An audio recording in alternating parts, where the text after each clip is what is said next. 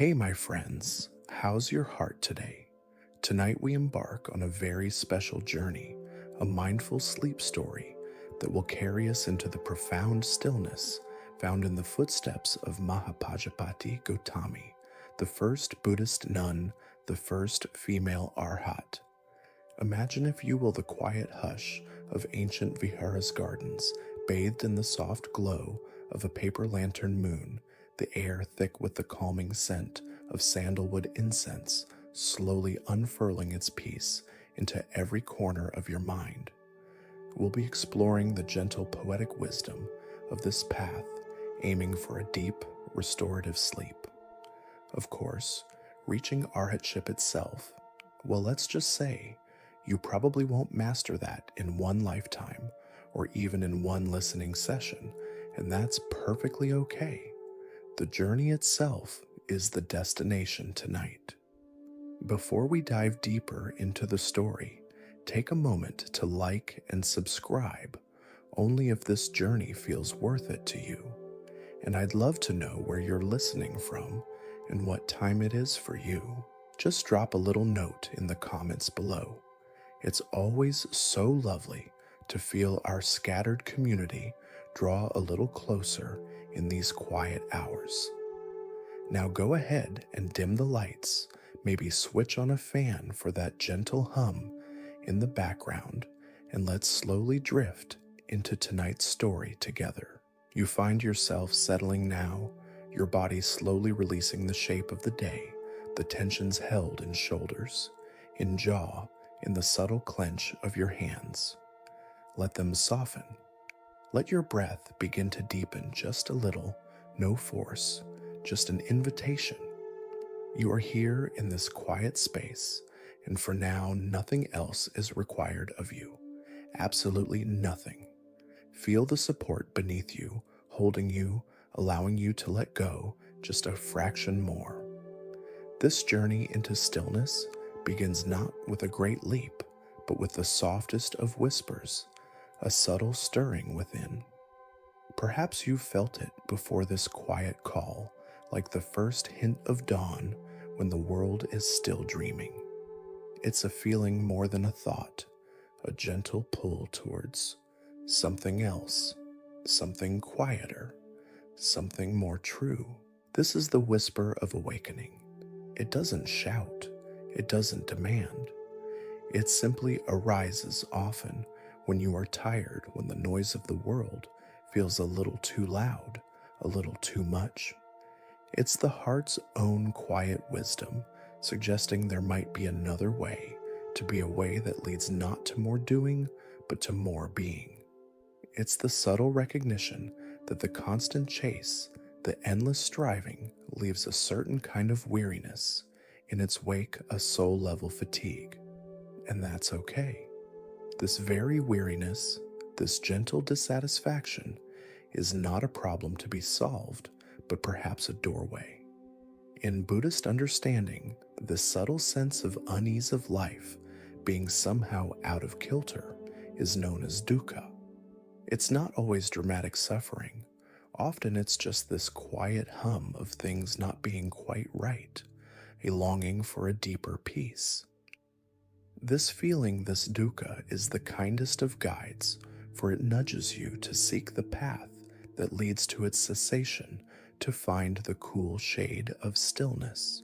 Imagine for a moment you are walking through a busy marketplace, filled with sounds, sights, smells, a cacophony of demands on your attention. And then faintly from far away, you hear it, the resonant chime of a single temple bell. At first, it's almost lost in the noise, but something in its pure tone cuts through. You pause, you listen. The other sounds fade slightly into the background as you strain to hear it again. Dong. There it is. A sound that speaks of peace, of sanctuary, of a different kind of reality. That bell is the whisper of awakening. It's been sounding all along perhaps, but only now in a moment of stillness or a moment of longing do you begin to truly hear it.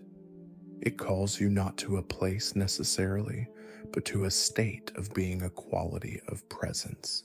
You feel that call now, a gentle invitation to turn your awareness inward, away from the lingering echoes of the day.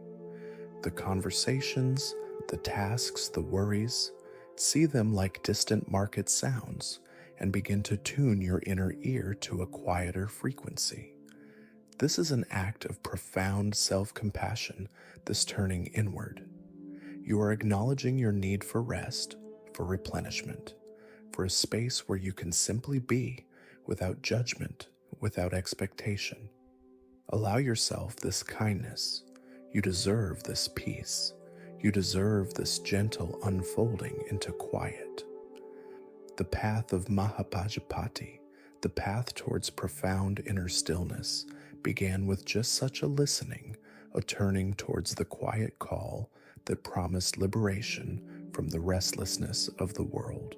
Her journey and yours tonight starts with this simple, courageous act of listening to the heart's deepest yearning for peace. You feel your body becoming heavier, softer, sinking more deeply into the surface that supports you. The breath continues its easy rhythm, a soft tide washing in, washing out.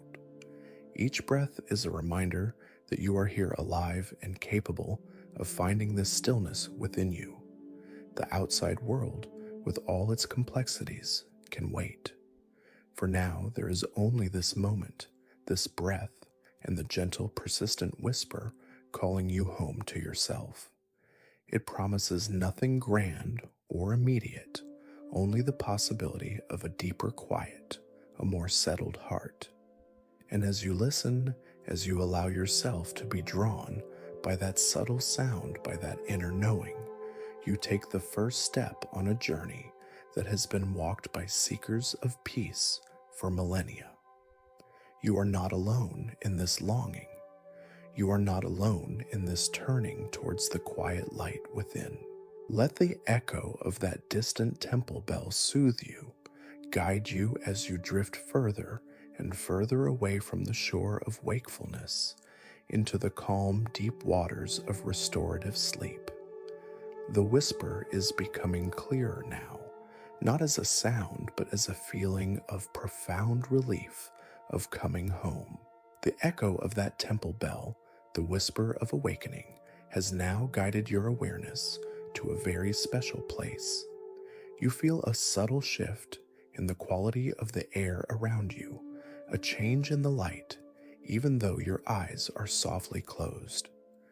It's as if you've been walking a long, dusty road, the road of your day, perhaps the road of many days. And now just ahead, you perceive an opening, a gateway. This is the threshold of peace. You stand at the entrance to a sacred grove, a place set apart, a sanctuary for the heart and mind. You don't see it with your physical eyes, but you feel it with an inner sense, a knowing that arises from that quiet place within. The air here is cooler, carrying the scent of damp earth, ancient trees, and perhaps the faintest hint of blossoms you cannot yet name.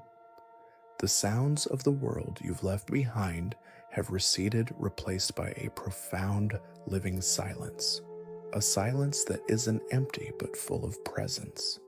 You might hear the rustle of leaves, high above the distant call of a night bird, the almost imperceptible hum of the earth itself breathing.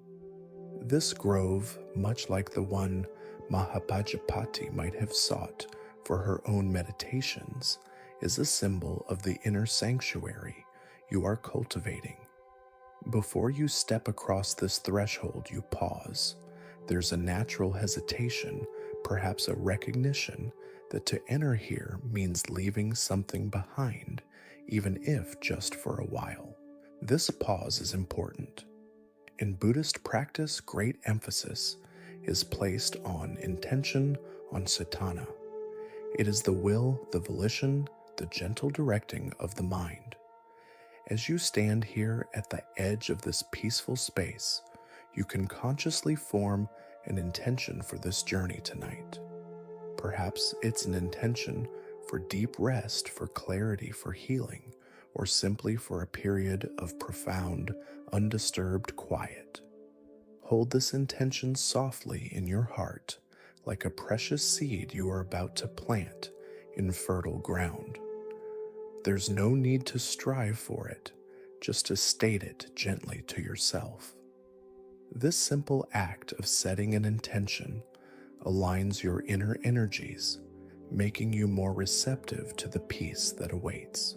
Imagine the gateway to this grove is made of ancient weathered wood, smooth to the touch, or perhaps it's an archway formed by two great bowing trees, their branches interlacing overhead like welcoming hands.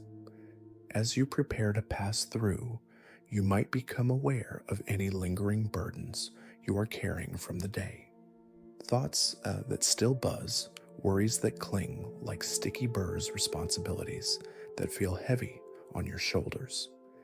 At this threshold, you have an opportunity to set them down just for now. Picture a smooth, flat stone beside the gateway, worn by time and by the touch of many who have passed this way before. One by one, you can mentally place these burdens onto the stone. They will be safe here. You can, if you choose, pick them up again later, but for your time in this sacred grove, you can be free of them. This act of unburdening is not about denial or suppression. It's a conscious choice to create space for peace. It's an act of kindness towards yourself. Feel the relief as you release each one. A letting go in the shoulders, a softening in the belly, a gentle sigh perhaps escaping your lips. This is your moment of self-compassion. You acknowledge that you carry much, that you navigate a complex world, and it is perfectly all right to need rest, to seek refuge. This grove welcomes you exactly as you are, with no expectation other than your willingness to be present, to be open. You are taking a courageous step, choosing to turn towards your inner world, towards the stillness that can sometimes feel unfamiliar in our busy lives. Now, with your intentions set and your burdens lightened, you feel ready. You take a slow, conscious breath in, and as you exhale, you step across the threshold into the sacred grove. The atmosphere changes immediately. There's a deepening of the quiet, a sense of being enveloped, held protected. The light within the grove is dappled, perhaps filtered moonlight, finding its way through a canopy of ancient leaves, creating patterns of silver and shadow on the forest floor. Or maybe it's an inner light, the soft luminescence of a mind beginning to settle. You notice the path beneath your feet. It's not a harsh paved road, but a soft trail of fallen leaves and pine needles cushioning your every step. It winds gently onward deeper into the heart of the grove. There's no hurry. The pace is slow, deliberate. Each step is an arrival. This is the essence of mindful movement, even if it's only in your imagination. You are fully present with the sensation of walking, of moving deeper into tranquility. Remember the soft lotus leaf from earlier. Imagine each step you take here is as gentle and deliberate as a water droplet settling onto its surface, leaving no harsh trace, only a momentary shimmer. The journey with Mahapajapati into stillness was not just a physical one. It was an internal pilgrimage, a journey into the landscape of her own mind, seeking the clarity and peace of awakening. This grove represents that inner landscape, a space you can cultivate within yourself, a refuge you can return to whenever you need it. As you walk, you begin to notice the details around you, the texture of bark on a nearby tree, the intricate pattern of a fern unfurling the way the shadows dance and shift. Your senses are becoming more acute, not with an effortful focus, but with a gentle receptive awareness. You are here, you are present, and the grove welcomes you and folds you in its ancient, peaceful embrace. The journey inward has truly begun. As you move deeper into the hushed embrace of the sacred grove, the path beneath your feet feels softer still, almost like walking on moss. The air is rich with the scent of ancient earth and the subtle fragrance of unseen night flowers. You are walking now not just into a place of peace, but into a story, a legacy of courage and profound spiritual seeking. You begin to follow Mahapajapati's footprints, though they are not visible in the soil. They are impressions left on the heart of humanity, subtle traces of a journey that opened a door for countless others. Imagine her Mahapajapati Gotami, the Buddha's maternal aunt and foster mother, a woman of royal standing accustomed to comfort and privilege, yet her heart heard that same whisper of awakening you felt earlier, that same quiet call to something deeper, something more real than the transient pleasures of the world. She didn't just hear it, she acted upon it with a gentle but unshakable resolve. Her path was not easy. In a time when spiritual paths were largely dominated by men, her desire to fully ordain to become a bhikkhuni, a fully awakened nun, was met with initial resistance. Yet she persisted not with aggression, but with a steadfast dignity and a profound understanding of the universal human capacity for enlightenment. As you walk this path, you can feel the resonance of her determination, her quiet strength. It's not a fierce battling energy, but a deep, flowing current of unwavering purpose. This is the first core teaching that subtly weaves itself into your awareness, the power of gentle, persistent effort, what in Pali is called virya. It's not a striving born of anxiety, but an energized calm, a joyful engagement with the path. Mahapajapati embodied this. She walked, it is said, a great distance, her feet sore and dusty to petition the Buddha. This physical journey mirrored her inner journey, a steadfast movement towards the light of understanding. Think of her footprints as subtle indentations in the path, each one a testament to her unwavering faith in the possibility of liberation for all beings, regardless of gender or station. As you place your own imagined feet where hers might have trod, you connect with that stream of courageous feminine spirituality. You feel a sense of companionship, of knowing that you are part of a long lineage of seekers. Her story reminds you that the path to inner peace is open to everyone, that the capacity for profound stillness and wisdom resides within each of us. It's a deeply democratic truth. You pause for a moment beside a colossal ancient tree, its roots like gnarled knuckles gripping the earth, its branches reaching towards the sky like supplicating arms. Run your hand in your mind's eye over its rough bark. Feel the centuries of wisdom held within its living wood. This tree has witnessed so many seasons, so many seekers passing by. It stands as a silent testament to endurance, to deep-rootedness.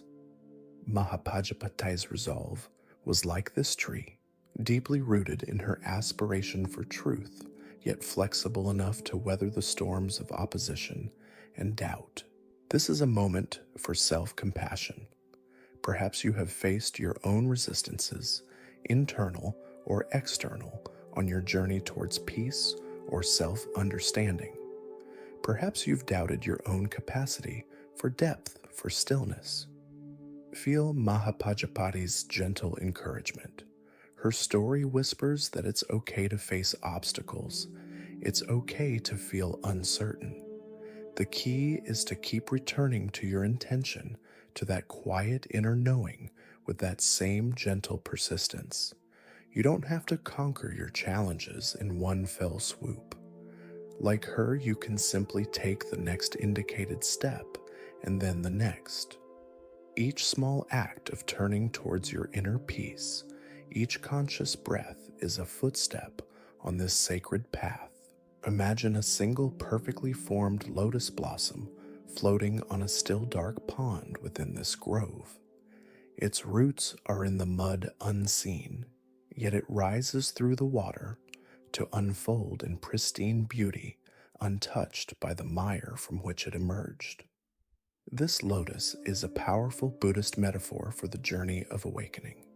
Mahapajapati, though born into worldly circumstances, the mud cultivated such purity of heart and mind that she too blossomed into an arhat, a fully awakened being. Her journey, like the lotus, demonstrates that out of the complexities and imperfections of life, profound spiritual beauty can arise. The mud does not defile the lotus, it provides the very nutrients for its growth. Similarly, your own life experiences, even the difficult ones, can be the fertile ground for your own unfolding. As you continue along this path, guided by the unseen legacy of Mahapajapati, you feel a growing sense of peace. The initial newness of the grove is settling into a comfortable familiarity. You are sinking deeper into its rhythm, its ancient silence. Her footprints are not just historical markers, they are an invitation to cultivate courage, to trust the quiet voice of your own heart, and to walk your own unique path towards stillness with gentle, unwavering perseverance. You are not just following, you are participating, co-creating this journey into peace with every soft step, with every mindful breath. The path ahead is still veiled in gentle shadow and soft light, but you feel a quiet confidence, a sense that you are moving in the right direction, guided by a wisdom that transcends time. The rustling leaves seem to whisper her name, or perhaps they whisper your own, encouraging you onward into the ever-deepening quiet. As you continue to walk along this soft, leaf-strewn path, deeper into the embrace of the sacred grove, you become more attuned to the subtle energies around you. The air itself seems to breathe, and you find your own breath naturally, effortlessly beginning to mirror this gentle cadence. Mahapajapati, in her quest for stillness, would have undoubtedly turned to the wisdom of the breath, for it is the most immediate, most accessible anchor to the present moment. You begin to discover the breath not as a mere biological function, but as a gentle river, a flowing current that can carry you into the heart of stillness. Feel your breath now as it enters your body. Notice the coolness of the air as it passes through your nostrils or your mouth. Follow its journey without forcing it, just observing its pathway down into your lungs.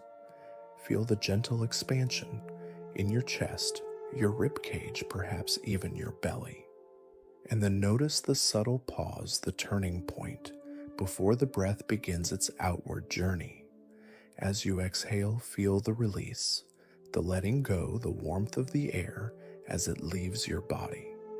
This simple, natural process is happening constantly, a faithful companion from the moment of your birth until your very last.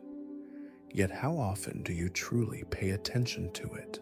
The teaching here is one of anapanasati, or mindfulness of breathing. It is a foundational practice in Buddhism, cherished for its simplicity and its profound capacity to calm the mind and anchor awareness. The Buddha himself lauded it as a direct path to purification and liberation.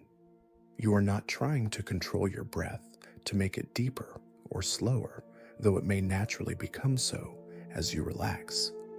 Instead, you are cultivating a gentle, receptive awareness of its natural rhythm.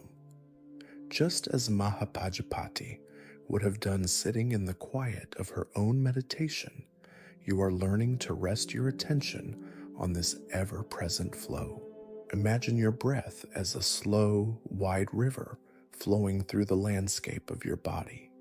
Sometimes the current is a little faster, sometimes a little slower, depending on the terrain, depending on the weather of your inner world.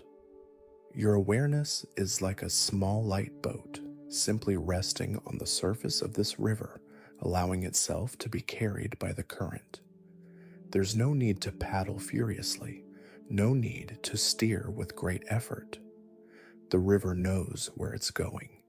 It flows naturally towards the great ocean of stillness. Your only task is to stay present in the boat, to feel the gentle rise and fall, the subtle movement. As you focus on this river of breath, you might notice that your mind, like a restless passenger, wants to jump out of the boat. Thoughts arise, memories, plans, worries, snippets of conversations. This is perfectly natural. The mind's nature is to think. When you notice your attention has drifted, don't be discouraged. This is a key moment in the practice. Without judgment, without self-criticism, simply acknowledge where your mind has gone, thinking, and then gently, kindly guide your awareness back to the breath, back to the boat on the river. Each time you do this, you are strengthening your capacity for mindful attention, for returning to the present. This is an act of self-compassion in itself, this gentle redirection. Mahapajapati too would have experienced the wanderings of the mind.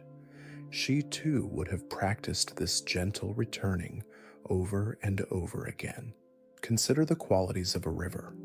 It is constantly changing, yet always itself. It can be powerful, yet it always seeks the lowest point, the path of least resistance. It nourishes everything along its banks. Your breath too has these qualities. Each breath is unique, a fresh moment. It nourishes your body with life-giving oxygen, and when you pay attention to it, it nourishes your mind with peace. As you continue to breathe, feel the life force, the prana that animates you. This breath is a gift, a constant reminder of your aliveness, your connection to the universal flow of energy. You may begin to notice the subtle spaces between the breaths, the pause after the in-breath, and in the slightly longer, deeper pause after the out-breath. These pauses are like still pools along the river, moments of profound quiet where the mind can truly rest. As your relaxation deepens, you might find these pauses naturally lengthening, offering glimpses of a deeper stillness. There's no need to force them, just to notice them if they arise. Let the out-breath be a complete letting go, a surrendering of tension, a sinking deeper into the support beneath you. Each exhalation is an opportunity to release, to soften, to drift a little further towards sleep. The river of your breath flows on steady and true. It was flowing before you brought your attention to it, and it will continue to flow long after your conscious mind has drifted into dreams. By resting your awareness here, you are aligning yourself with a fundamental rhythm of life, a rhythm that is inherently peaceful, inherently calming. Remember the feeling of the sacred grove around you, the ancient trees, the soft path. Your breath is like the gentle breeze, rustling through the leaves of those trees, a constant, soothing presence. Allow this river of breath to carry you, to wash away any remaining tension, any lingering restlessness. It is your anchor, your guide, your ever-present friend on this journey into the profound stillness that Mahapajapati herself discovered and embodied. Let its gentle current lull you, soothe you, and carry you effortlessly towards the shores of deep, peaceful sleep. As you allow the gentle river of your breath to carry you deeper into this peaceful state, floating on its steady current, you might notice that the landscape of your inner world isn't always entirely serene. Even here in the heart of the sacred grove, with the intention for peace, firmly yet gently held shadows can arise. These are the shadows of the mind doubts that flicker like uncertain candlelight restlessness, that fidgets like a small trapped bird, perhaps a sudden memory or a worry that tries to pull you from your quiet boat on the river of breath. You become aware of these shadows in the grove, not as enemies to be vanquished, but as visitors to be met with a gentle, impartial curiosity. Mahapajapati, on her long journey to arhatship, would have been intimately familiar with these inner shadows. The path to enlightenment is not one of eliminating thoughts or feelings, but of changing our relationship to them. She would have learned to sit with her own mind in all its varying weather patterns, observing the arising and passing of mental states without becoming entangled in them. This is a crucial teaching, the practice of non-judgmental observation. You are not your thoughts. You are not your emotions. You are the awareness that observes them. Imagine you are sitting comfortably by a clear, still pond in this grove. The surface of the pond reflects the sky, the trees, everything around it perfectly. Now a thought arises, perhaps a worry about tomorrow. See this thought not as you worrying, but as a single dark cloud drifting across the otherwise clear skies, its reflection momentarily appearing on the surface of the pond. The pond itself remains undisturbed.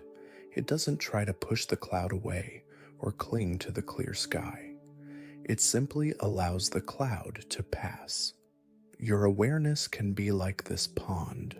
You can observe the thoughts, the doubts, the restlessness, as they drift through the vast space of your mind without identifying with them, without being swept away by them. This is where gentle curiosity comes in. Instead of reacting to a shadow thought with frustration, "Oh no, I'm supposed to be peaceful," or fear, "What if this anxiety never goes away?" you can meet it with a soft inquiry. "Ah, there's that familiar worry again. Interesting." Or, "Restlessness is present right now. I feel it in my body like this." This gentle curiosity diffuses the power of the shadow. It's like turning on a soft light in a dim room. The scary shapes lose their menace when seen more clearly. You are not trying to analyze the thought or solve the problem it presents, especially not now as you are preparing for sleep. You are simply acknowledging its presence with a kind of detached interest. This practice cultivates equanimity, or upeka in Pali. Equanimity is a balanced state of mind, a calm centeredness that is not shaken by the changing winds of pleasant and unpleasant experiences. It's not indifference or apathy. It's a profound understanding of the transient nature of all mental states. Mahapajapati would have cultivated this quality deeply, allowing her to remain steadfast on her path despite inner and outer challenges.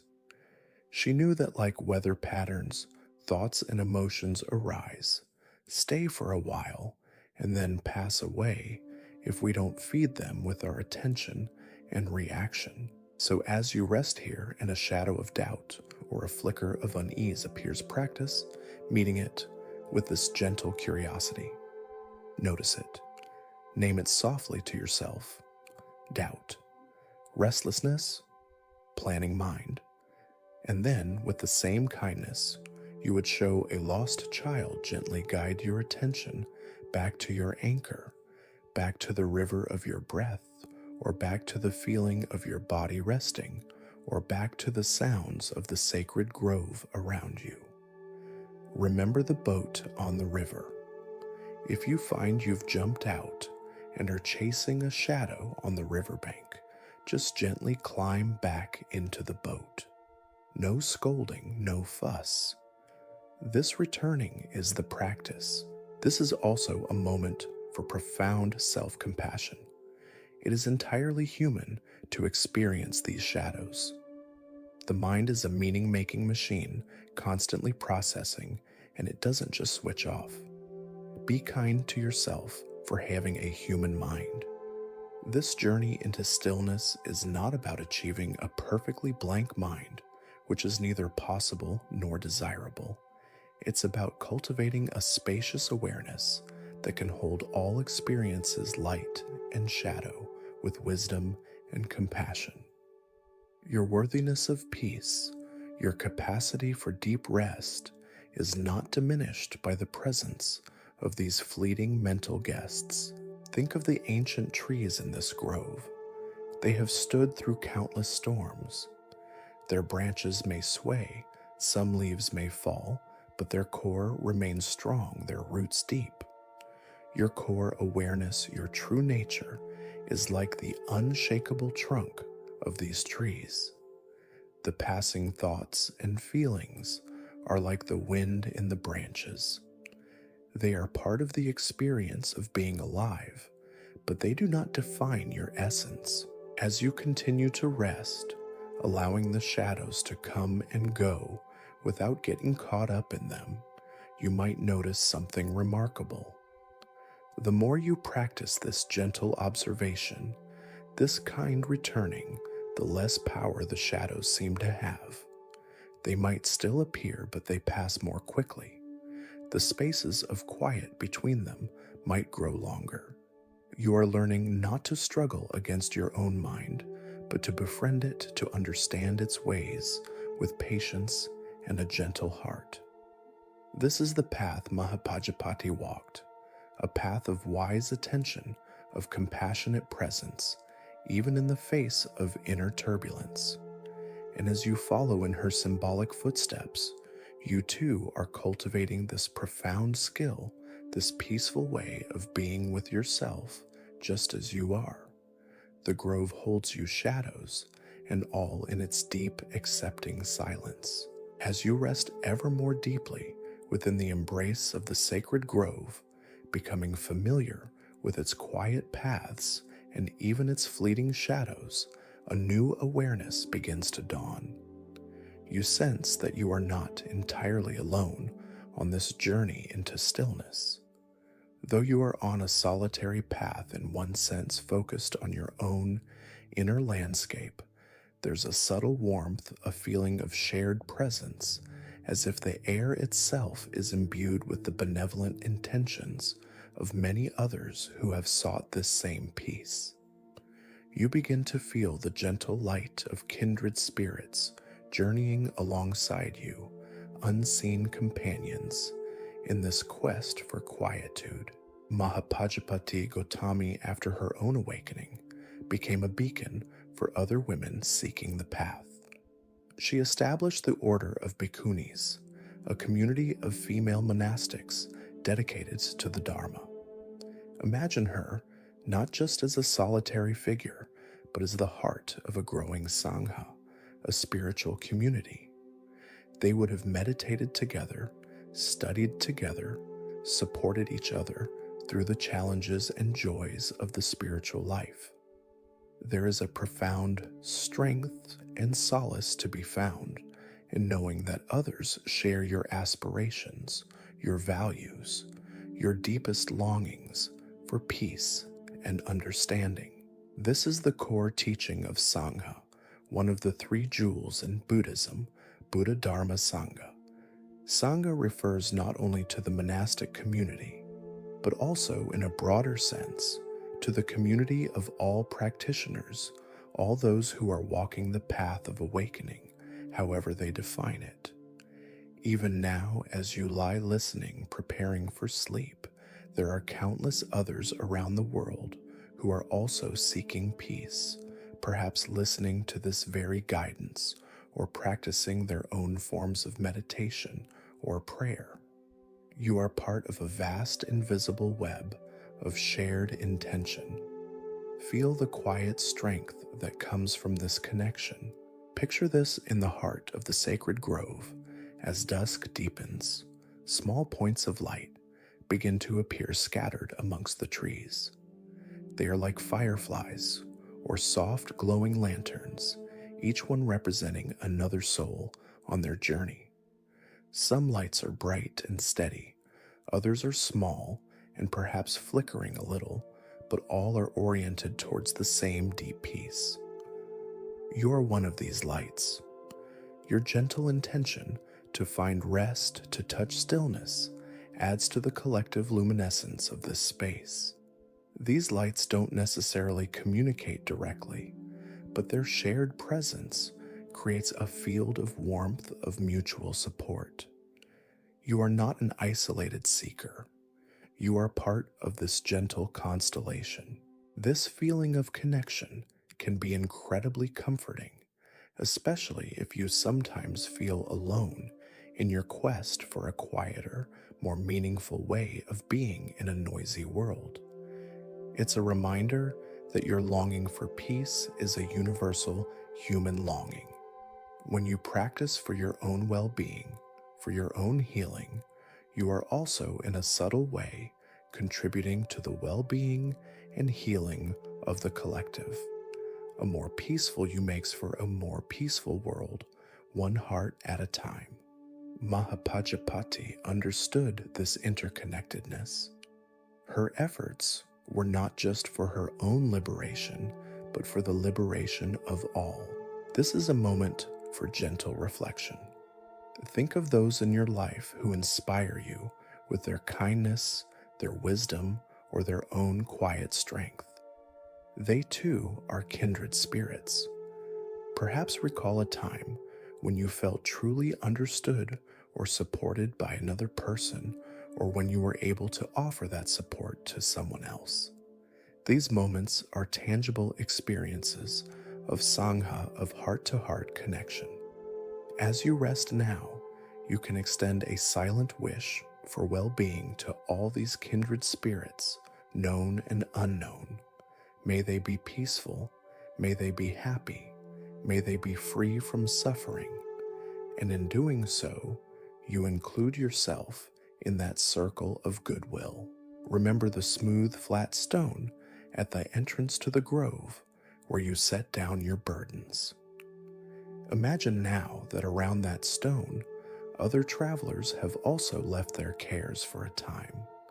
There's a shared understanding, a mutual respect for the need for sanctuary. This shared vulnerability, this common human experience of carrying burdens and seeking relief is another thread that binds you to these unseen companions. You are not alone in your struggles, nor are you alone in your capacity for healing and peace. The silence in the grove now feels different. It's not an empty silence, but a companionable one, filled with the quiet hum of these shared intentions. It's like sitting in a library with other readers, each absorbed in their own book, yet sharing a common atmosphere of quiet study and exploration. Or perhaps it's like being part of a silent retreat where the unspoken support of fellow meditators deepens your own practice. Mahapajapati's first community of nuns would have experienced this profound support, drawing strength from each other's dedication, finding solace in their shared journey away from the complexities of worldly life towards the simple profundity of inner truth. As you allow your body to soften further, your breath to deepen into the rhythm of sleep, let this sense of gentle companionship soothe you. You are held not only by the surface beneath you, but by this wider embrace of shared humanity, of shared aspiration. The path you walk tonight into the depths of restorative slumber is a path made a little brighter, a little warmer by the light of these kindred spirits. You are a cherished part of this silent, luminous fellowship. Let this feeling of quiet connection be a balm to your heart, a reassurance that even in the deepest stillness, you are interconnected, you belong. The gentle glow of these countless lights illuminates your way as you drift peacefully towards dream. The gentle glow of those kindred spirits, those fellow points of light in the vast shared stillness, now illuminates a particularly beautiful corner of the sacred grove. You find yourself drawn towards it, your awareness moving with a soft, effortless curiosity. As you approach, you see a sight that captures the very essence of this transient, precious world, a wide green lotus leaf cradling a perfect shimmering dewdrop. The moon, or perhaps that inner luminescence we spoke of, catches the dewdrop, and it sparkles with 1,000 tiny reflections, a miniature universe held in a single bead of water. Here you begin to perceive the dewdrop world insight, understanding the transient yet exquisitely beautiful nature of all things. Mahapajapati, in her deep meditations, would have contemplated the fundamental truths of existence.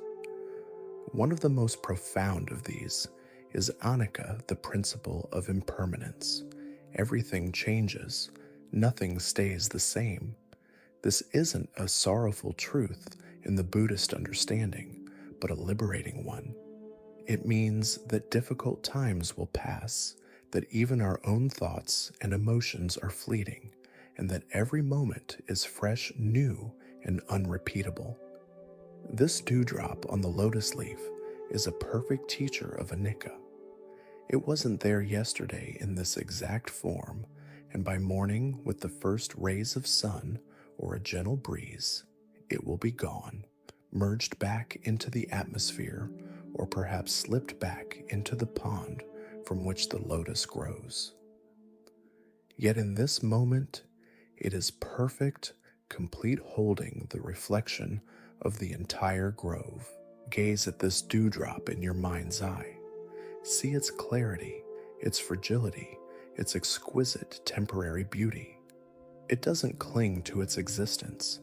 It simply is for as long as conditions allow, and in its being it reflects everything around it without distortion. Your own life, your experiences, your very thoughts and feelings are much like this dewdrop. They arise, they shimmer for a while, and then they pass.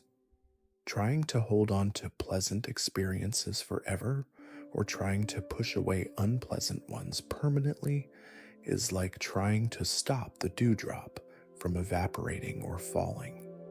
It's a struggle against the natural flow of life, and this struggle is a source of suffering.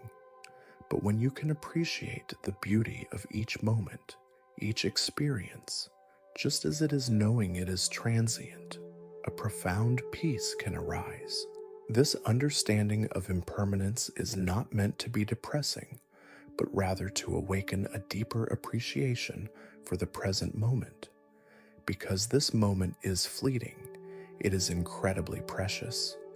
Because the dewdrop will soon be gone, its current sparkle is all the more beautiful. Mahapajapati would have taught her nuns to observe the changing nature of their own bodies, their sensations, their thoughts, and the world around them, not to become disheartened, but to cultivate detachment and wisdom.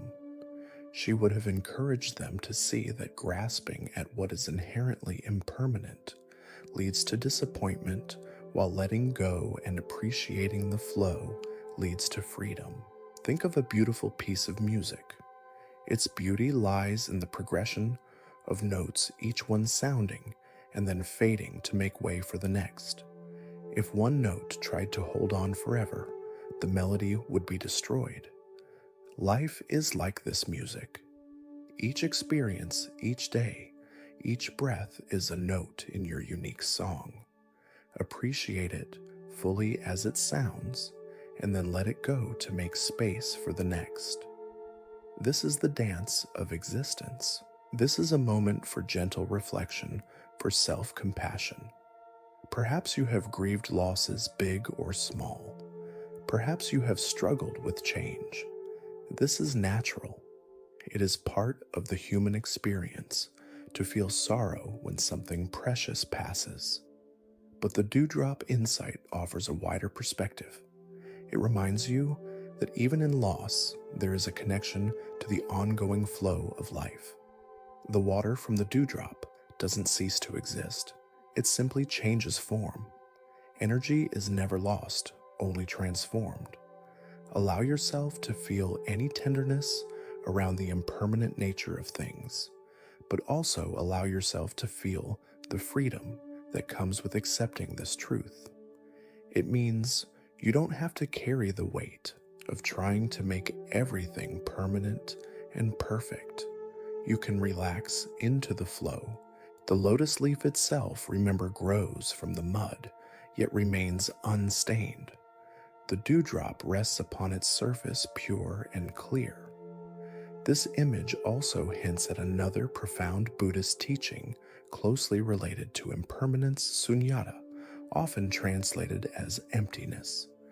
This doesn't mean nothingness, but rather that things do not have a fixed, independent, isolated existence.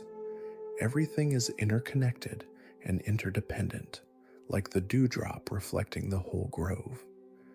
The dewdrop's existence depends on the coolness of the night, the surface of the leaf, the moisture in the air. It is empty of a separate, solitary self. You too are not an isolated entity, but a confluence of countless causes and conditions interwoven with everything and everyone else. We touched on this with the kindred spirits, and here the dewdrop deepens that understanding.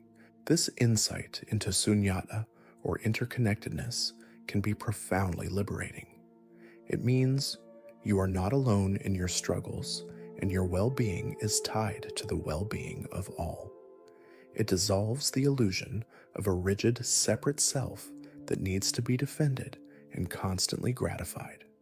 Instead, you can feel yourself as part of a vast, flowing, interconnected web of life.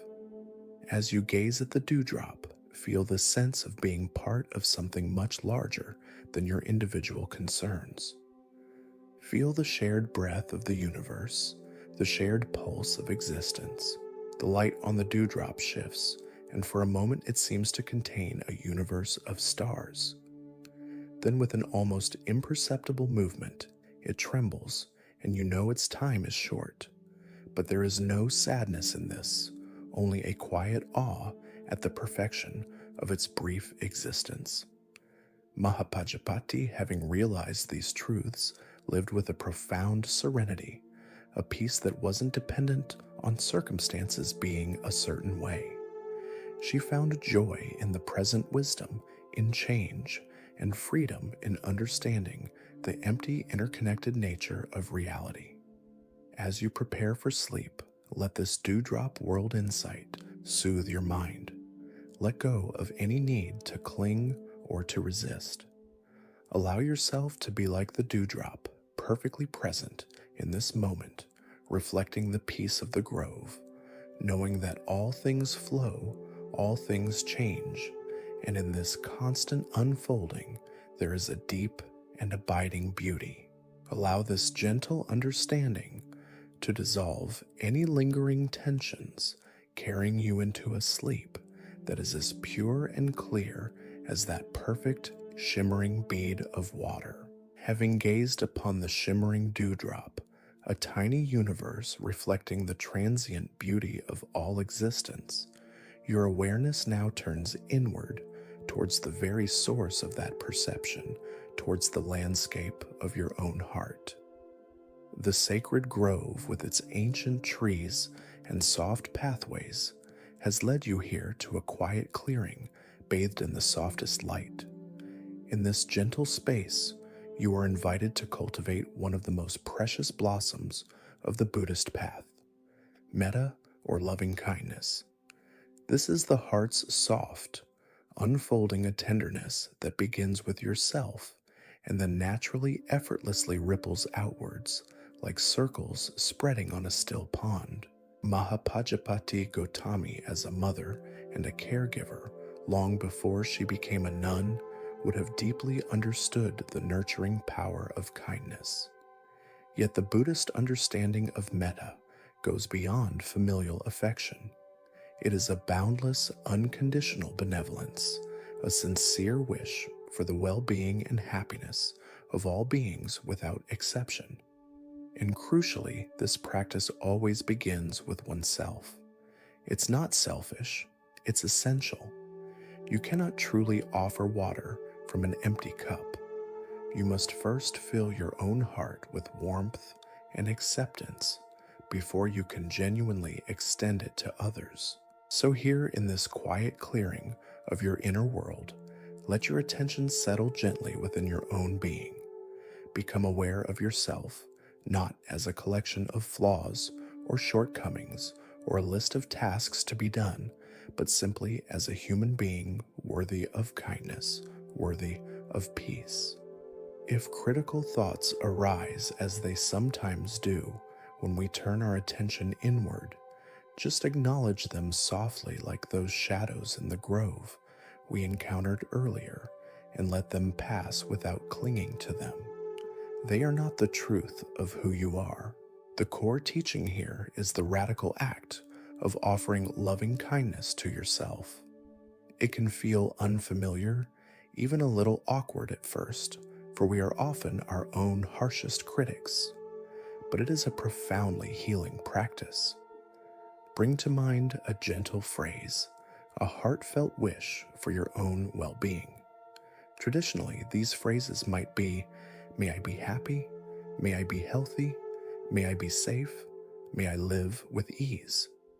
Repeat these phrases silently, softly, in the rhythm of your breath, or simply hold the feeling, the intention behind them. Don't worry if you don't feel an immediate rush of emotion.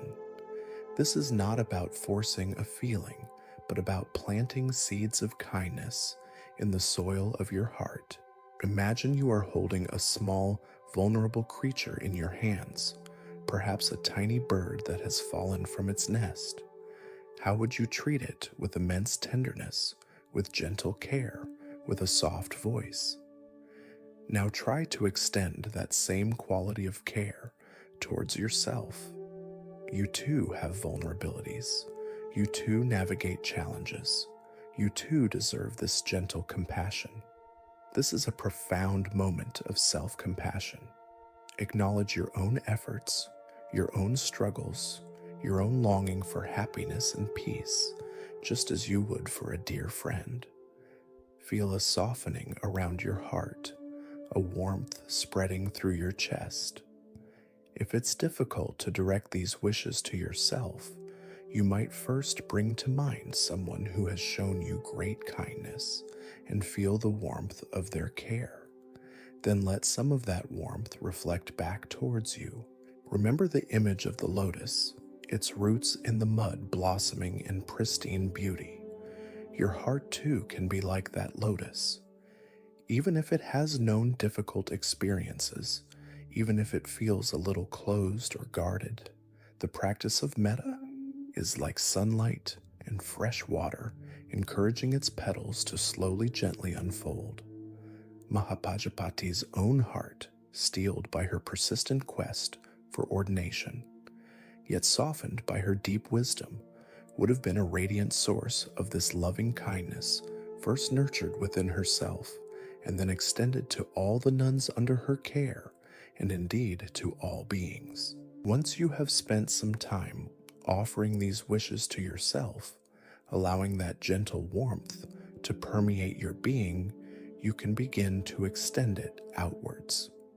Think of someone you care about deeply, a loved one, a dear friend.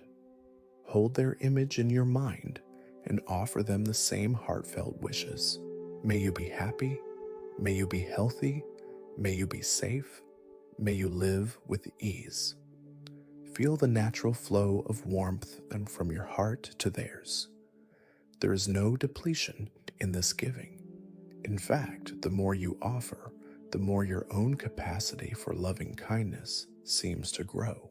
Then you can gradually widen the circle, extend these wishes to neutral people in your life, acquaintances, people you see casually. Then if you feel able, you can even extend them to those with whom you have difficulty. This is a more advanced stage of the practice, and it's important to approach it gently without forcing. The aim is not necessarily to feel affection for those you find challenging, but to wish them well, to wish them freedom from suffering, recognizing their basic humanity just like your own. This practice can gradually soften the hard edges of resentment or ill will, freeing your own heart from their burden. Finally, extend your loving kindness to all beings everywhere without distinction, without exception. May all beings be happy. May all beings be healthy. May all beings be safe. May all beings live with ease. Imagine this benevolent energy, the soft light from your heart, radiating outwards in all directions, touching every living creature near and far, seen and unseen. Like the ripples spreading from a single pebble, dropped into a still pond, your metta expands, encompassing the entire sacred grove, the entire world. This practice of loving kindness is a powerful antidote to fear, to anger, to isolation. It cultivates a sense of connection, of warmth, of boundless friendliness. As you rest now, preparing for sleep, let your heart be filled with this gentle, unfolding tenderness. Let it be a soft cushion upon which your mind can rest. Mahapajapati's journey into stillness was undoubtedly paved with this profound compassion for herself and for all. As you follow her path, you too are nurturing this beautiful quality within you. Feel the gentle expansion in your chest, the quiet joy of a heart that is open, kind, and at peace. This loving kindness is a lullaby for the soul, soothing you into a deep and profoundly restful sleep, held in the embrace of a boundless, tender care. Having allowed your heart to soften and unfold with the gentle practice of loving kindness, you feel a sense of warmth and spaciousness within. The sacred grove seems to breathe with you, its ancient serenity mirroring the growing peace in your own mind. Yet even in this tranquil state, you might become aware of subtle disturbances, like a tiny pebble in an otherwise comfortable shoe, or a persistent weed in a well-tended garden. These are the thorns of worldly cares, the lingering attachments and anxieties that can subtly prick at your peace. Now, with the clarity and compassion you've cultivated, you can gently examine the roots of this disquiet, understanding its nature without judgment. Mahapajapati, though she renounced the worldly life of a queen, would have understood the persistent nature of human concerns. The mind, even a well-practiced mind, can still snag on worries about the future, regrets about the past, or desires for things to be different than they are. The key teaching here is not to try and violently uproot these thorns, which can sometimes embed them deeper, but to examine them with mindful awareness, to understand their structure, their roots, and how they cause discomfort. This is the practice of wise investigation, or Dhammavikaya, one of the 7 factors of enlightenment. Imagine you are tending a beautiful garden in this sacred grove. Most of it is lush and vibrant, but you notice a few thorny weeds. Instead of just yanking at them impatiently, you kneel down. You look closely. Where does this weed draw its nourishment? How deep are its roots? What conditions allow it to thrive? Similarly, when a worry or a discontent arises, you can bring this gentle investigative awareness to it. For example, a thought about a task undone might surface. Instead of immediately getting caught in the anxiety of it, you can softly ask, what is the underlying feeling here? Is it fear of failure, a desire for control, a sense of overwhelm? You are not psychoanalyzing, but simply bringing a calm, clear light to the underlying dynamics. This process is like carefully loosening the soil around the weed before gently easing it out. When you understand the root of a particular care, perhaps a fear of not being good enough or an attachment to a specific outcome, its power over you diminishes. You see it not as an unshakable truth, but as a conditioned pattern of thought, a mental habit. Mahapajapati, in her profound wisdom, would have guided her nuns to see how suffering arises from clinging tanha, clinging to pleasant experiences, clinging to the idea of a permanent self, clinging to views and opinions. These thorns of worldly cares are often expressions of this deep-seated clinging. Consider a single thorn from a rose bush. It is sharp, and if you grasp it tightly, it will pierce your skin. But if you observe it closely, you see its structure, how it grows from the stem. You understand its function for the plant. Worldly cares are similar. If you grasp them tightly, if you ruminate on them endlessly, they cause pain. But if you can step back a little, observe them with this wise attention, you begin to see their nature more clearly. You might notice that many worries are about things that haven't happened and may never happen, or about things that are entirely outside of your control. This recognition itself can bring a sense of relief. This is a moment for kind self-reflection. What are the recurring thorns that tend to prick at your peace, especially as you try to settle for sleep? Is it work, stress, relationship concerns, financial worries, health anxieties, a general sense of unease? Without judgment, simply allow these to be acknowledged. You are not trying to solve them right now.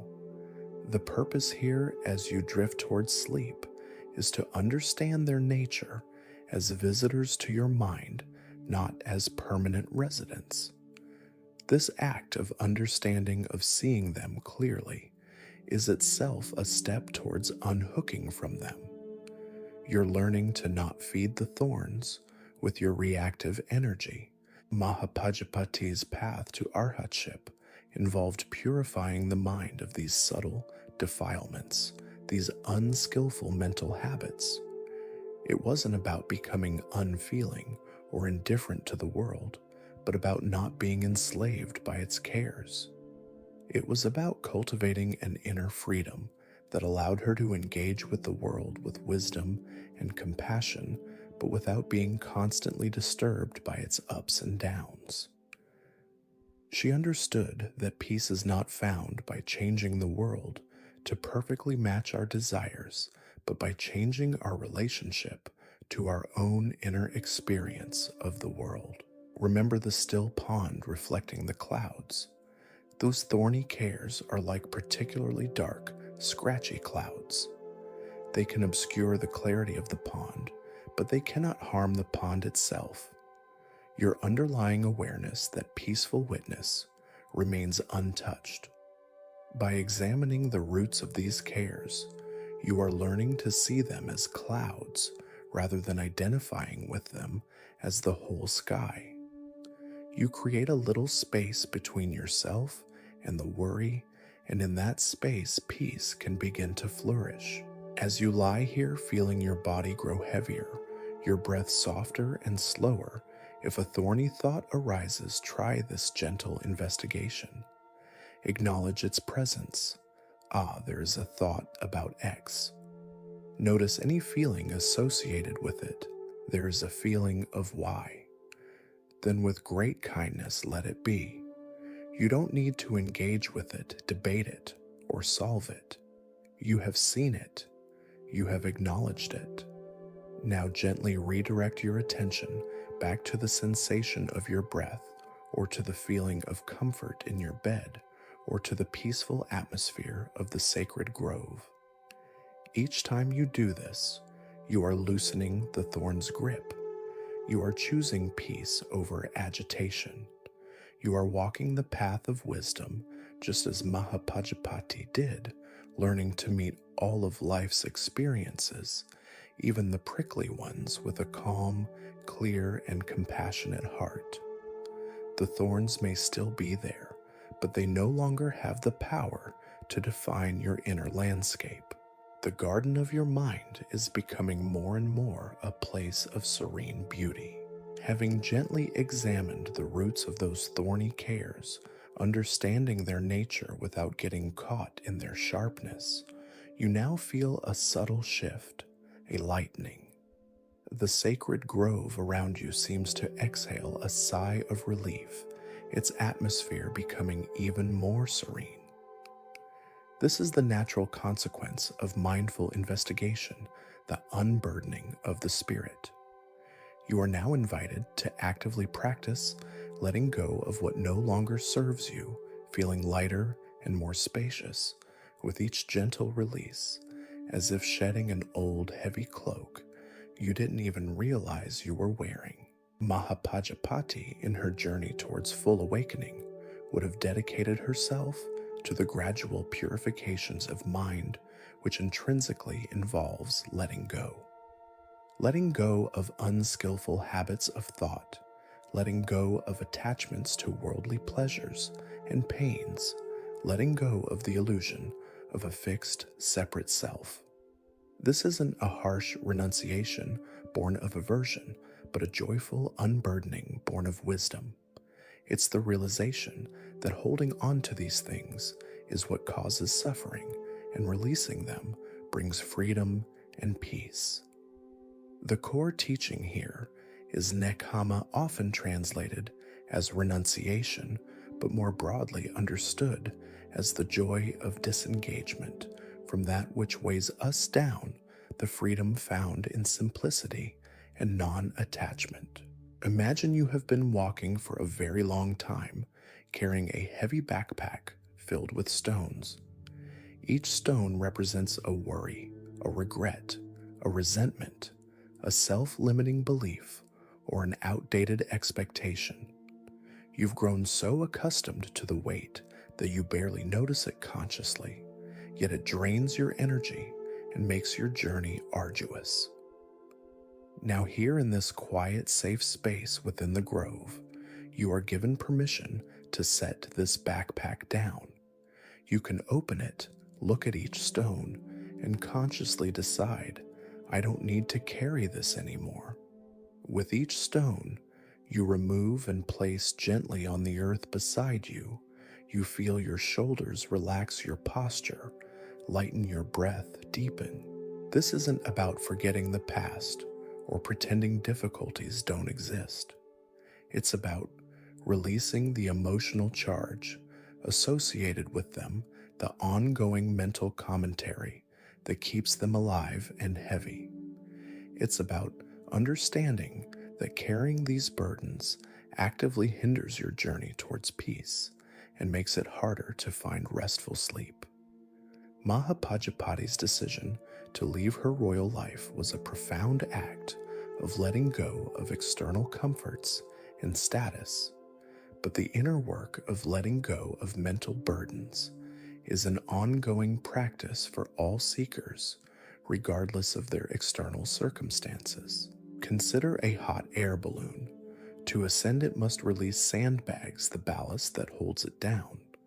Your attachments, your worries, your grievances, these are like those sandbags. As you identify them and consciously choose to release their hold on you, your spirit naturally becomes lighter, more buoyant, able to rise into a state of greater peace and ease. This unburdening is an act of profound self-kindness. You are freeing yourself from self-imposed limitations. This is a moment for gentle, active release. As you lie here ready for sleep, scan your mind and body for any lingering tensions, any feelings of heaviness. As you identify a particular burden, perhaps a lingering guilt or a persistent frustration, take a slow, deep breath in. As you exhale consciously, imagine yourself releasing that burden. You can visualize it dissolving like mist in the morning sun, or flowing out of you with the breath, or being gently washed away by that river of breath we spoke of earlier. Feel the corresponding release in your body. Perhaps your jaw softens your forehead, smooths your stomach, unclenches. Repeat this with any other burdens that come to mind. There's no rush. Each release is a step towards greater freedom. Remember the image of the dewdrop. It holds its form perfectly for a time, and then effortlessly it lets go, merging back into the whole. There is no struggle in its release. You too can practice this effortless letting go. Letting go of the need to control, letting go of the need to be right, letting go of the need to have all the answers.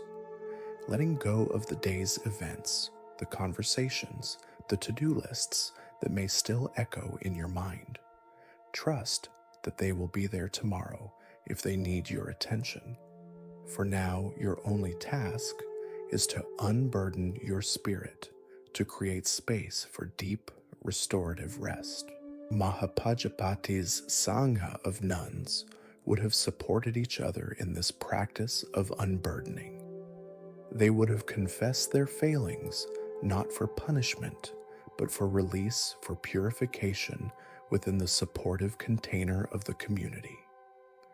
You, in your own quiet way, are doing this now, acknowledging what weighs you down and choosing to set it aside, held by the compassionate presence of this sacred grove and by the gentle guidance you are following.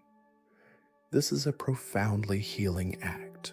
As you continue to release layer by layer, you might begin to feel an unfamiliar lightness, a sense of inner spaciousness. This is your natural state when unencumbered by the weight of unnecessary mental baggage. It's the feeling of your spirit being able to breathe more freely, to expand. The path into stillness becomes clearer, more inviting when you are not weighed down. You feel yourself drifting more easily, now the pull of sleep becoming more persuasive, more welcome. The unburdening creates a vacuum that peace naturally flows into. The journey with Mahapajapati is not just about understanding profound truths, but about embodying them through these practices of release and purification. She showed that true nobility lies not in worldly possessions or status, but in a spirit that is free, unburdened, and luminous with wisdom. As you let go, you touch that same noble freedom within yourself. The air in the grove feels clean, fresh, and you are ready to float unencumbered into the deep, soft clouds of sleep.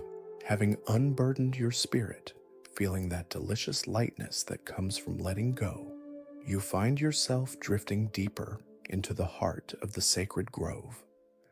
The path here is almost indiscernible, more a sense of direction than a worn trail. The sounds are even more hushed, the light softer, more ethereal. Before you, through a delicate veil of leaves, you perceive a perfectly still, circular pool of water. It is not a large pool, but its surface is like polished obsidian, flawlessly reflecting the silvery light of the moon, or perhaps the soft glow of your own increasingly tranquil awareness.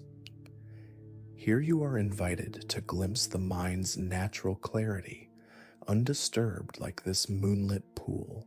Mahapajapati, through her dedicated practice, would have experienced moments and eventually an abiding state where the mind settles into its inherent nature, luminous, clear, and still. This is not a state that needs to be created or constructed, but rather one that is revealed when the turbulence of discursive thought, emotional agitation, and sensory overwhelm subsides. The core teaching here is that the fundamental nature of mind, often called pabasara citta, or brightly shining mind in the Pali Canon, is intrinsically pure and clear. It is only temporarily obscured by visiting defilements, much like clouds obscuring the sun or ripples disturbing the surface of a pond. Gaze into this moonlit pool in your imagination. Its surface is so still that it perfectly mirrors the night sky above, every star, every wisp of cloud, the serene face of the moon itself. There is no distortion, no agitation. This pool represents your mind in its natural, undisturbed state. It has the capacity to reflect reality just as it is, with clarity and precision, without the biases and colorations of your fears, desires, or opinions. This inherent clarity is always present deep within you, even when the surface of your mind feels choppy or muddy. Think of the water in the pool. If it were stirred up by wind or by stones thrown into it, the reflection would be broken, fragmented, unclear. The mud from the bottom might be churned up, making the water opaque. This is what happens when our minds are agitated by stress, worry, or strong emotions. The underlying clarity is still there, but it's temporarily obscured. The practices you've been engaging in, following the breath, observing thoughts without judgment, letting go of burdens, are all ways of allowing the mud to settle, the wind to die down, so that the natural stillness and clarity of the pool can re-emerge. Mahapajapati would have understood that true wisdom, pana, arises from this clear, still mind. When the mind is calm and lucid, insight can dawn. You can see things as they truly are, yatha bhuta nanadasana, free from the distortions of your own projections. This clear seeing is profoundly liberating. It allows you to respond to life with wisdom and compassion rather than reacting out of confusion or fear. This is a moment for gentle appreciation, for recognizing this potential for clarity within yourself. Even if your mind often feels busy or cluttered, know that this still clear pool exists within you. Perhaps you've had glimpses of it, moments of profound peace, sudden insights, or a feeling of deep presence. These are tastes of your mind's natural state. As you relax more deeply now, as your thoughts slow down, you are allowing the surface of your inner pool to become smoother, more reflective. Consider the moon reflected in the pool. The moon itself is far away in the sky, yet its image is perfectly captured, present right here in the water. Similarly, the highest truths, the deepest peace, are not necessarily out there somewhere distant. They can be reflected within your own calm and settled mind. When your mind is still, it becomes a mirror for wisdom. There's no need to strive frantically to acquire this wisdom. Rather, you cultivate the conditions, stillness, clarity, that allow it to naturally arise or be reflected within you. Mahapajapati's attainment of arhatship was the full and complete uncovering of this luminous mind, permanently freed from all obscurations. While that ultimate attainment may seem distant, every moment you spend cultivating stillness, every moment you allow the mud of your mind to settle, you are moving closer to experiencing this innate clarity. It's a process of revealing, not creating. The treasure is already there. As you gaze at this moonlit pool, feel a sense of deep calm pervade your entire being. The coolness of the water, the stillness of its surface, the serene light it reflects. Let these qualities seep into you. Your breath is very soft now, almost imperceptible. Your body is heavy and relaxed. Your mind, like the pool, is becoming increasingly still, increasingly clear. There's nothing to do nothing to achieve, simply to rest in this natural state of being. If thoughts arise, see them as tiny water skaters, just momentarily touching the surface of the pool and then moving on, leaving no lasting trace. They do not disturb the deep stillness beneath. This image of the moonlit pool mind is a powerful anchor for your awareness as you drift towards sleep. It's a reminder of the peace and clarity that are your birthright, are always available beneath the surface activity of your daily thoughts. Let the serene light of the reflected moon fill your mind, illuminating the path to deep, dreamless sleep. Mahapajapati knew this inner sanctum well. It was from this place of profound stillness and clarity that her wisdom and compassion flowed. You too can access this inner pool, this luminous heart of peace, whenever you turn your attention inward with gentleness and patience. Rest now by the light of this inner moon in the perfect stillness of this sacred pool. Resting by the edge of that perfectly still moonlit pool, your mind bathed in its reflected serenity, you become aware of the subtle sounds of the sacred grove, sounds you might not have noticed before. There's the gentle rustle of leaves high in the canopy, perhaps the distant hoot of an owl, or the almost inaudible sigh of the night breeze as it moves through the ancient trees. These sounds are not disturbances to the stillness, rather they arise within it, highlighting its depth.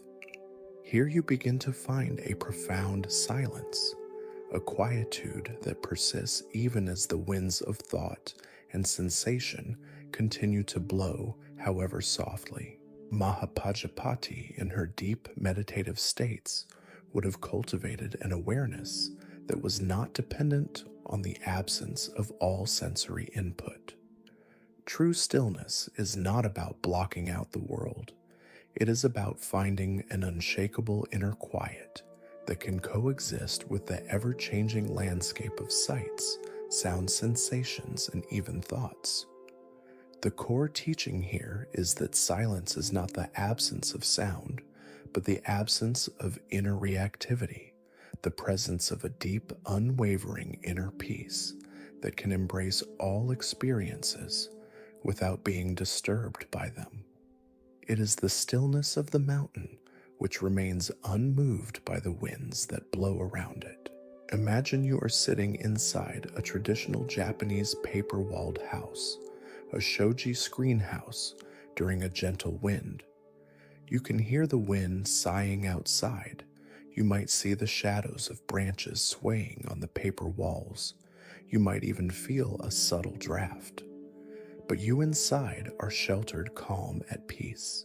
The sounds and movements are part of the atmosphere, but they do not invade your inner sanctuary. Your mind can be like this house. Thoughts, the sensations, external noises, these are like the wind outside. Your deep inner stillness is the quiet room within. You can acknowledge the wind, even appreciate its presence, without being swept away by it. This is a different kind of silence than merely an absence of noise. It's a dynamic, resilient stillness. Mahapajapati would have taught her nuns to find this stability amidst the winds of their own minds, the arising thoughts, emotions, and memories, and amidst the winds of the external world.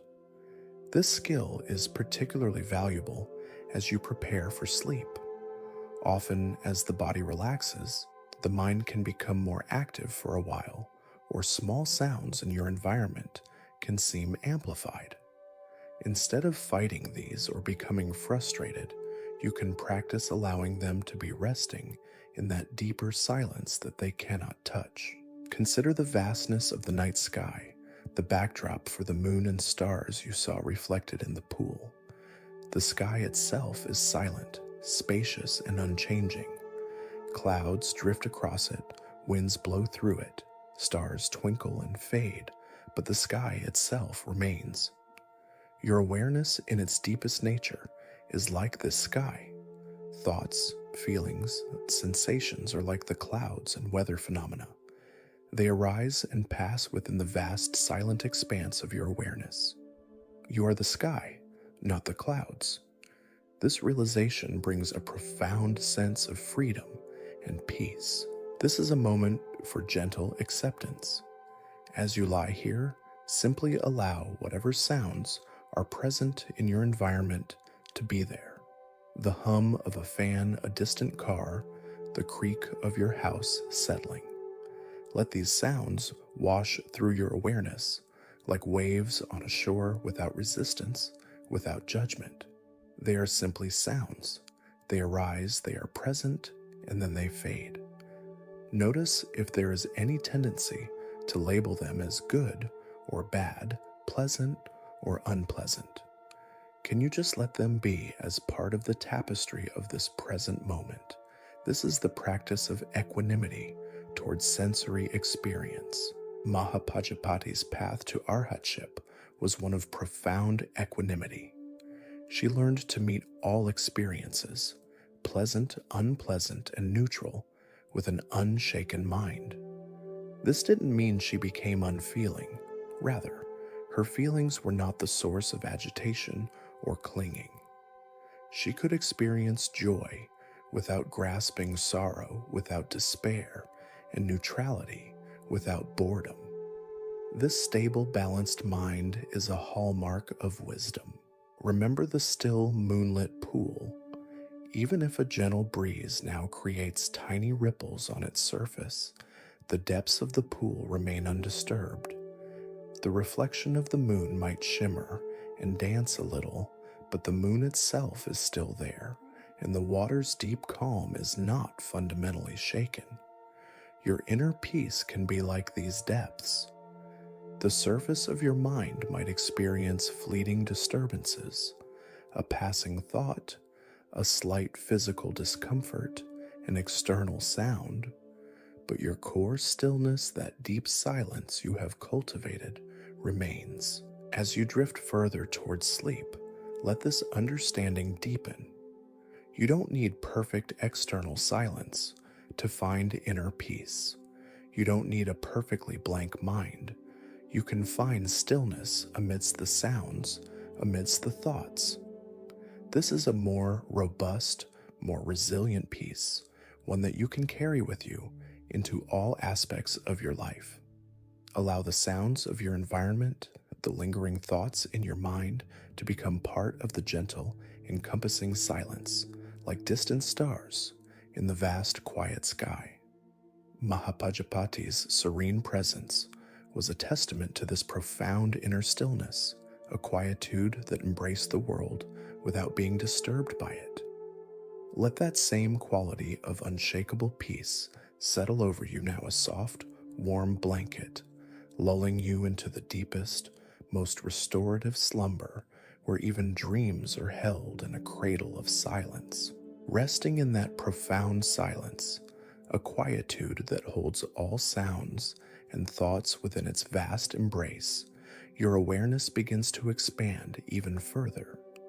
It's as if the boundaries of your individual self are becoming softer, more permeable.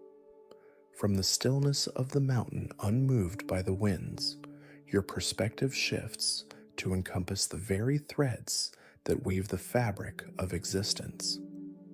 You begin to sense with a deep, intuitive knowing the interwoven universe, realizing with gentle clarity that you are not and never have been truly separate.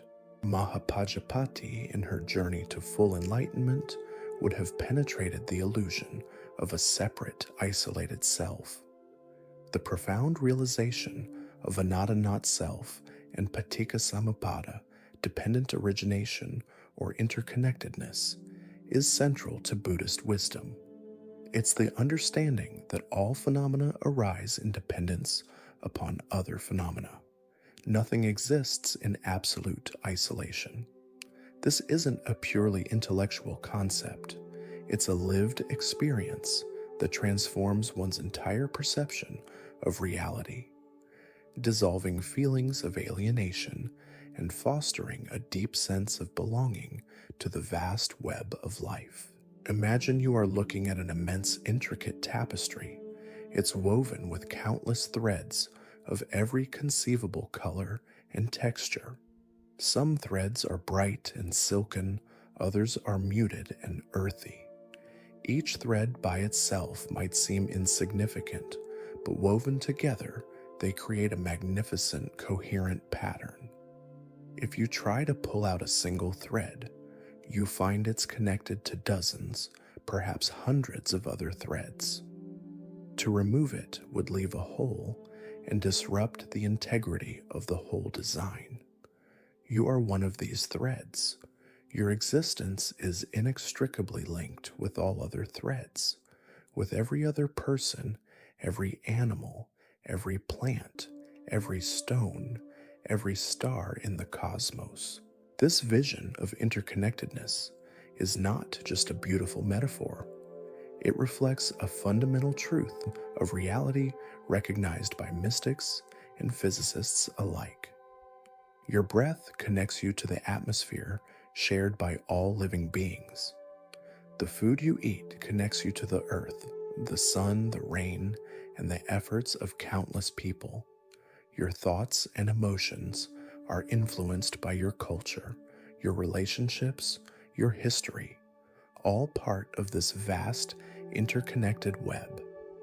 Mahapajapati's wisdom would have included this deep understanding that her liberation was not just for herself, but contributed to the liberation of the whole, because there is ultimately no absolute separation. This is a moment for profound reflection on your place within this web. Feel the support of the earth beneath you, that same earth that supports all life. Feel the air you breathe, a shared resource, a common element uniting you with everything that breathes. Think of the people who have touched your life directly or indirectly, those who have taught you, cared for you, challenged you, even those you've never met, but whose actions impact your world. You are part of this immense flowing river of causes and conditions. This realization can bring a profound sense of humility, but also a deep sense of belonging and responsibility. Remember the dewdrop on the lotus leaf, reflecting the entire grove, that was a microcosmic glimpse of this interconnectedness. The dewdrop itself was a confluence of conditions: the leaf, the moisture, the temperature. It didn't exist independently. Similarly, your sense of I, this feeling of being a distinct, separate self, is also a confluence of physical, mental, and emotional processes, constantly changing, constantly interacting with the world around you. The wisdom of anatta doesn't mean you cease to exist. It means that you are not a fixed, isolated entity, but a dynamic, flowing process, intimately interwoven with everything else. This understanding can be deeply comforting, especially as you prepare for sleep. It means you don't have to carry the burden of the world alone on your shoulders. You are part of something much larger, a vast intelligence, a cosmic dance. When you rest, you are not just an isolated individual resting, you are a part of the universe resting. Your peace contributes to the peace of the whole. Mahapajapati's establishment of the Bhikkhuni Sangha was a living embodiment of this interconnectedness, creating a supportive field where individuals could awaken together, reinforcing each other's efforts, like threads, strengthening each other in that great tapestry. Let yourself feel these threads of connection now. Imagine them as soft strands of light, linking you to the natural world around you, to the people you care about, to all beings. Feel the gentle support, the subtle give and take, the shared pulse of life. There's no need to strive for this feeling, just to open to the possibility of it, to relax the boundaries of your perceived separateness just a little. The winds of thought might still blow softly, the pool of your mind might still reflect the moon, but now you see that the wind, the pool, the moon, and your own awareness are all part of one seamless, unfolding reality. This realization of interconnectedness naturally gives rise to compassion and empathy. If you are truly connected to all beings, then their suffering is in a sense your suffering, and their joy is your joy. This is why Mahapajapati's path was one not only of wisdom, but also of profound active compassion. As you drift towards sleep, held in this awareness of universal interconnectedness, let any remaining feelings of isolation or loneliness dissolve. You are an intrinsic, precious part of the magnificent, interwoven tapestry of existence. You belong. You are home. Allow this deep sense of belonging to cradle you, to soothe you, as you surrender to the peaceful embrace of sleep, feeling yourself as an integral thread in the vast interwoven tapestry of the universe. A profound sense of peace settles within you. The boundaries of the sacred grove seem to dissolve, or rather expand, to encompass everything. The stillness you've cultivated is no longer confined to this imagined sanctuary. It begins to feel like an inherent quality of your being, something you can carry with you, woven into the very fabric of your awareness as you prepare for sleep. This is the practice of allowing stillness to be woven in, to permeate your body, your mind, your breath, until it becomes your natural state of repose. Mahapajapati, having attained the deep peace of arhatship, didn't then retreat from the world entirely.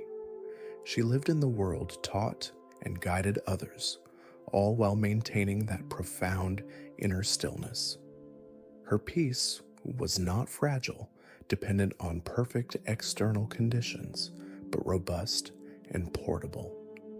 The core teaching here is that the stillness found in meditation is not meant to be left behind on the cushion or in the quiet grove.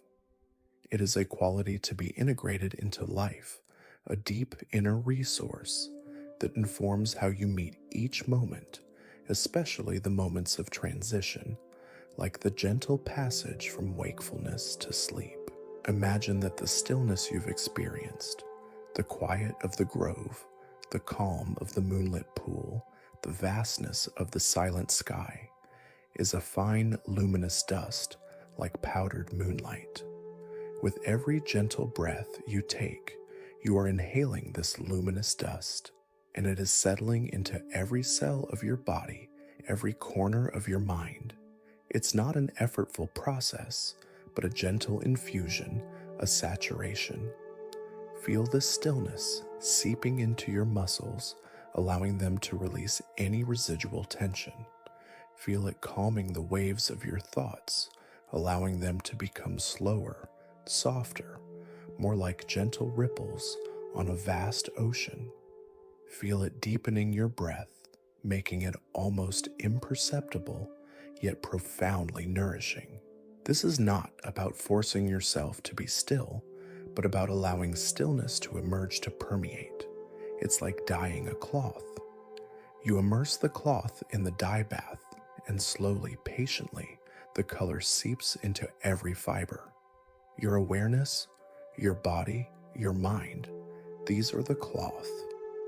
The accumulated peace and quiet of your journey through the grove.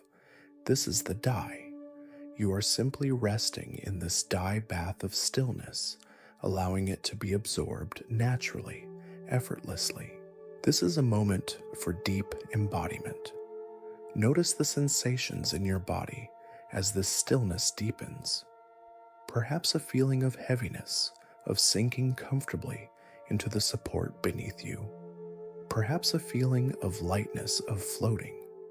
Perhaps a pleasant tingling, or a sense of warmth spreading through your limbs.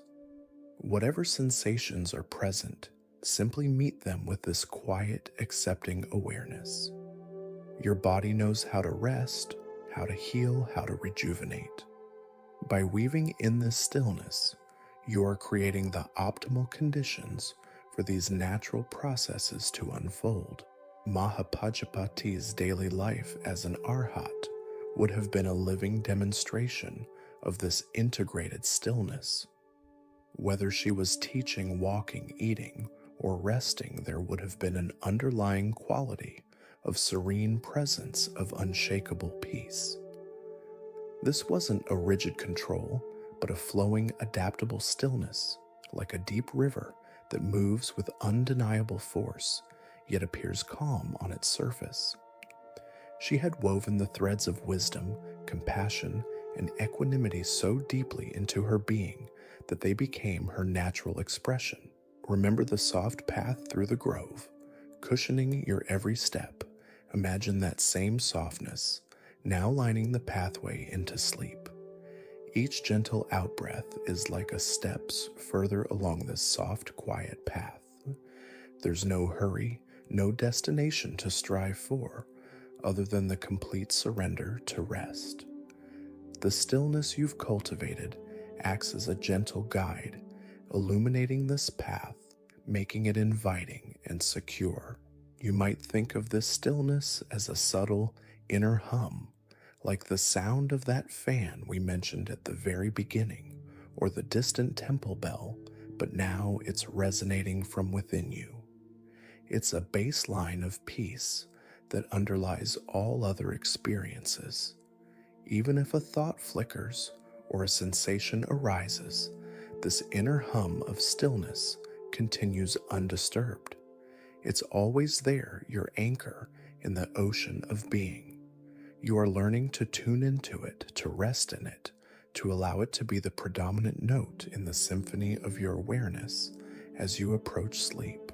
Mahapajapati, her heart at peace, her mind clear, would have approached her own rest with the same profound stillness.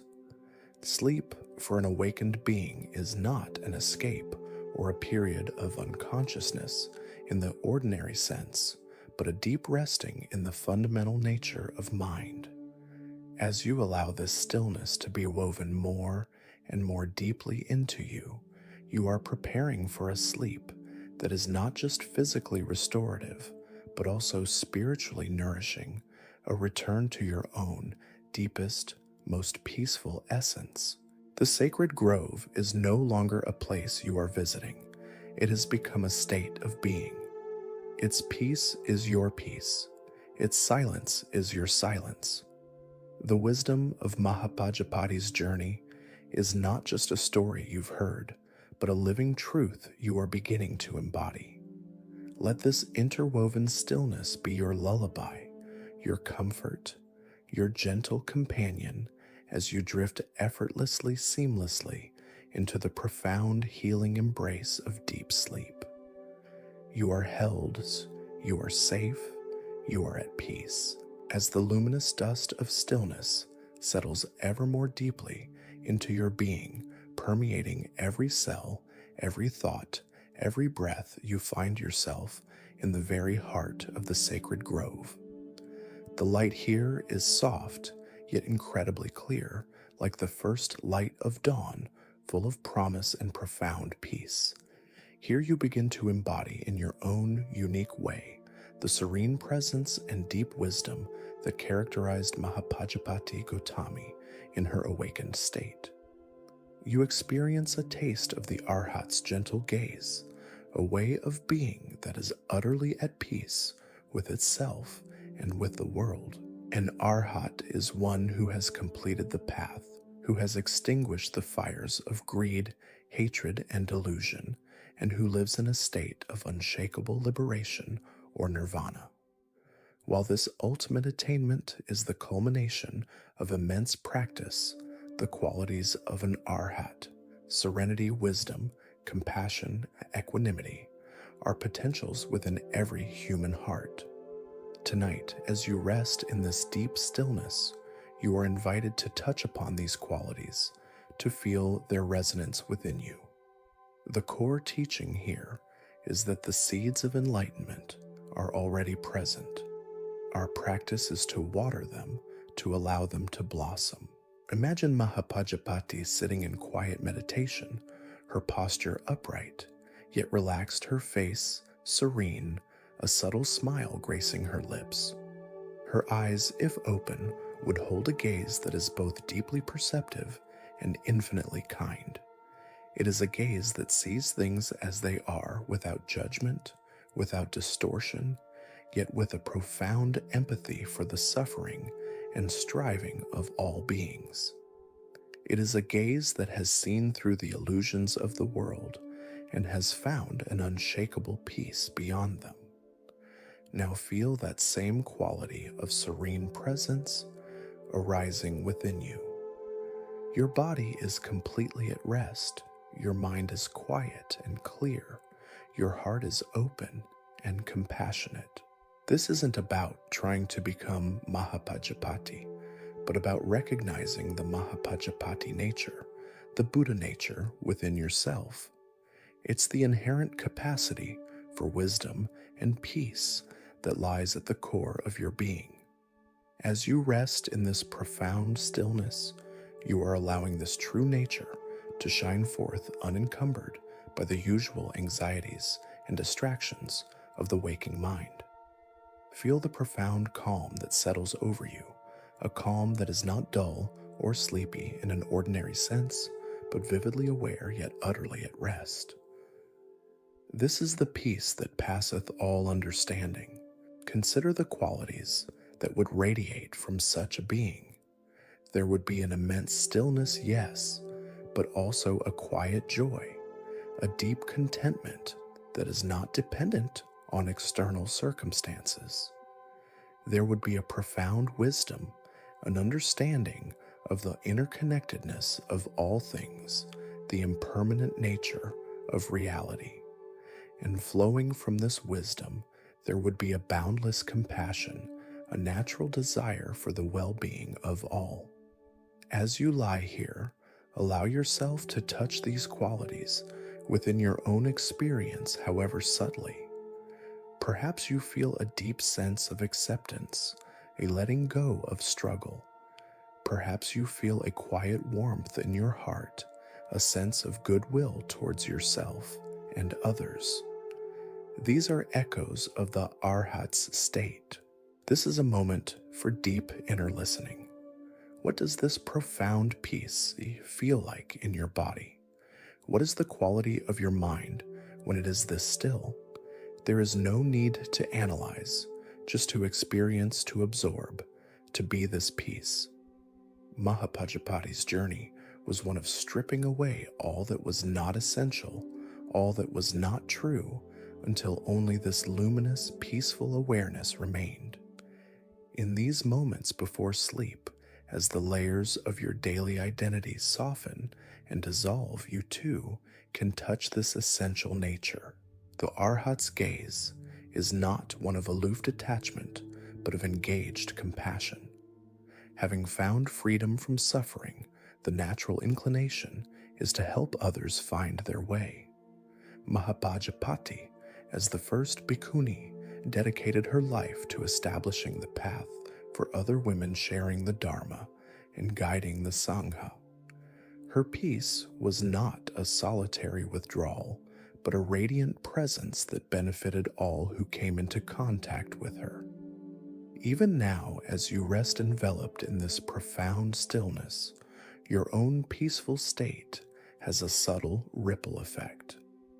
A more peaceful you contributes to a more peaceful world, even in ways you may not consciously realize. Remember the still moonlit pool reflecting everything with perfect clarity. The Arhat's mind is like that pool, but its clarity is constant, unshakable. It reflects the truth of things without distortion, and this clear seeing is the root of all wise and compassionate action. As you embody this gentle gaze, this serene presence, you might find that solutions to old problems appear effortlessly, or that old grievances simply lose their charge. This is the clarifying power of a mind at peace. You are not striving to hold on to this state or to achieve anything. You are simply resting in it, allowing it to be. It is like soaking in a warm, healing bath. The qualities of serenity, wisdom, and compassion are infusing your being naturally gently. Mahapajapati walked this earth as a beacon of what is possible for human beings. Her life was a testament to the fact that profound peace and liberation are attainable. As you embody her gentle gaze, you are affirming your own potential for these same qualities. You are connecting with the lineage of all awakened beings, feeling their support, their encouragement. The sacred grove is now luminous with this gentle, all-encompassing peace. The air itself feels blessed. Your breath is a silken thread connecting you to the vast, quiet heart of the universe. Let the Arhat's gentle gaze be the last perception you hold as you drift into sleep, a gaze of profound acceptance, unwavering peace, and boundless love. This is your true nature. Rest in it now. You are now resting in the deepest heart of the sacred grove, bathed in a light that is both immanent and transcendent, the gentle luminous peace of the Arhat's gaze pervading your entire being. The journey through the whispers of awakening past the threshold of peace, following Mahapajapati's footprints, has led you here to this moment of profound stillness. All the practices, the mindful breath like a river meeting shadows with curiosity, feeling kindred spirits, seeing the dewdrop world unfolding the heart's compassion, examining thorns, unburdening the spirit, glimpsing the moonlit pool, mind-finding silence in the wind, sensing interwoven threads, and weaving stillness in, all have converged into this single exquisite point of pure presence. Here you are invited to simply abide in pure stillness, resting completely in the boundless, silent awareness that is your true home. Mahapajapati, upon her full awakening, would have entered a state beyond all conceptualization, beyond all striving, a state of nirvana, which literally means extinction, not of the self, but of the fires of craving, aversion, and delusion. It is a state of ultimate peace, unconditioned and unshakable. While the fullness of this experience is beyond words, the essence of it is a profound and silent abiding in what is.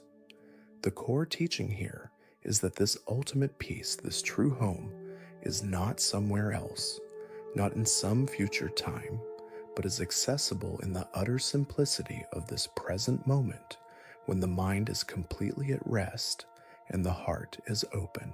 Imagine you have journeyed to the summit of the highest mountain. The climb was long, at times challenging, but now you stand at the peak.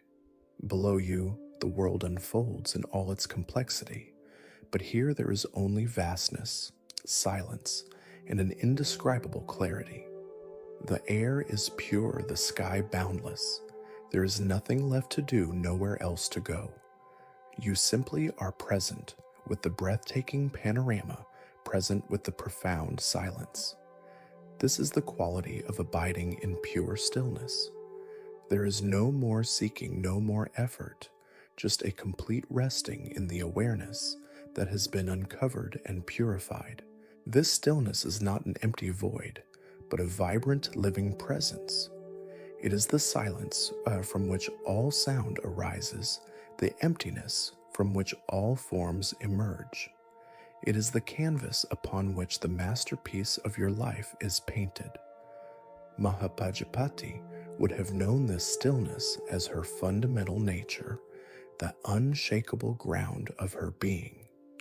From this ground, all her actions, words, and thoughts would have arisen imbued with wisdom and compassion. As you rest here on the cusp of sleep, allow yourself to dissolve into this stillness.